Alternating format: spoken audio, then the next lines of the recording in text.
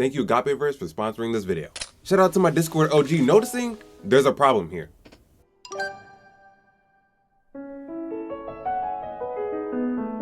This is real love. You can't find true love like this because you're overlooking how a holy relationship operates. Relationships and romance always ride on value, communication, and time. But knowing why romance is important to you keeps you holy and acceptable to God. I'm an orange, and the reason you can't find romance is because you haven't found the right influence yet. Rintaro and Karuko, the characters who found beauty in each other's emptiness, like flowers in a grove. True love. What is this mysteriously universal desire to be patient, to be kind, to be humble, honest, delightful, good, content, and selfless?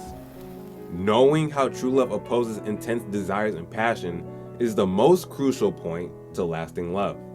Desires and feelings are fleeting emotions attributed to the world. Love never fails.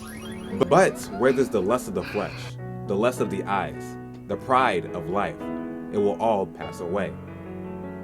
Everything you can fully conceptualize, the animals, the trees, the people, even that one person you'd said you'd marry, ceases to exist. For everything in this world, the lust of the flesh, the lust of the eyes, and the pride of life comes not from the Father, but from the world. Romance. Life in peace. The mind governed by flesh is death, but death, usually being under rocks and gravel, isn't actually death, so to speak. People need relationships, romantic or not. True death is separation from God, the life giver himself. Your confidence with someone who understands you for you is different from that one person draining your life every 5 minutes. First, having to come to know and to believe the love God has for us. God is love. Whoever abides in love abides in God, and God abides in him. So, if I know God is love, and I know God, why am I still single and in shambles? Yeah, it's your heart posture.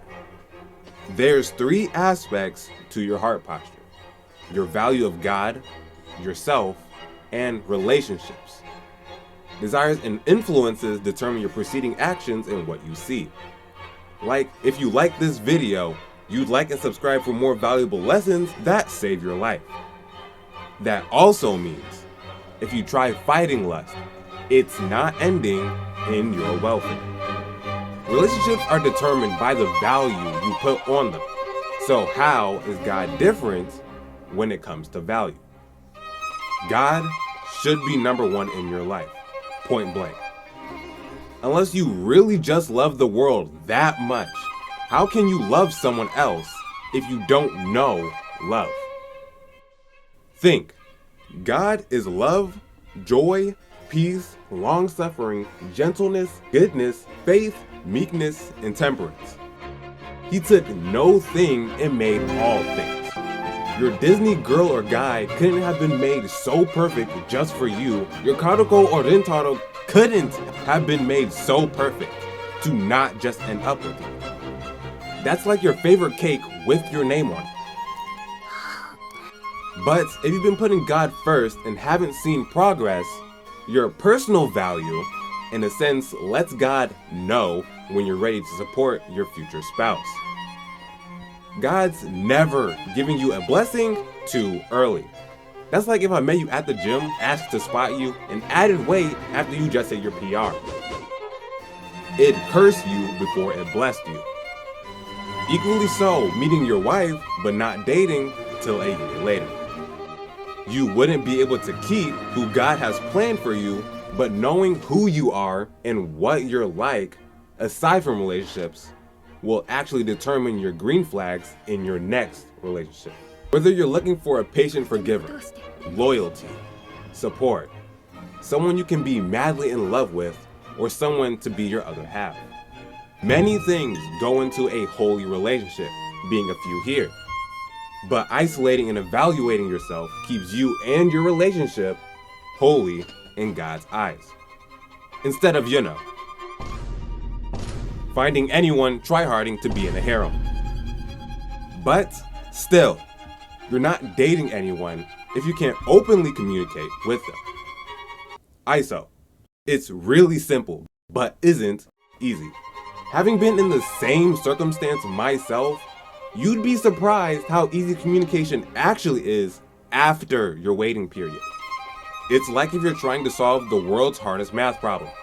It's obviously going to be hard, but taking a break, refreshing yourself with water and bread, it'll be less taxing than solving it all in one sitting. But the catch is, you have to actively try. You're never going to be served anything you don't actively try for, like waiting for a perfect time to plant a garden. You're not reaping or sowing, simply waiting for the perfect time for something to happen. It's impossible to understand God's word. Actively trying, whether you fail, is how you survive the patience period.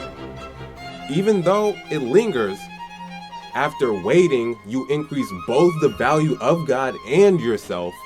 You heal, causing communication to flow like water from a dam. But there's still an open communication issue. Isolation helps with talking to strangers in awkward situations, but open communication is how comfortable you are lowering boundaries. Exposing your inner thoughts, desires, and failures is the reason true love is eternal. God's love, communication, your values. However, actually taking these steps can be convenient or difficult. So, as a shameless ad, I'm creating a prototype spreadsheet that helps you get closer to God and find yourself. So if you're seeking self-increase and relationship tips, comment Boaz.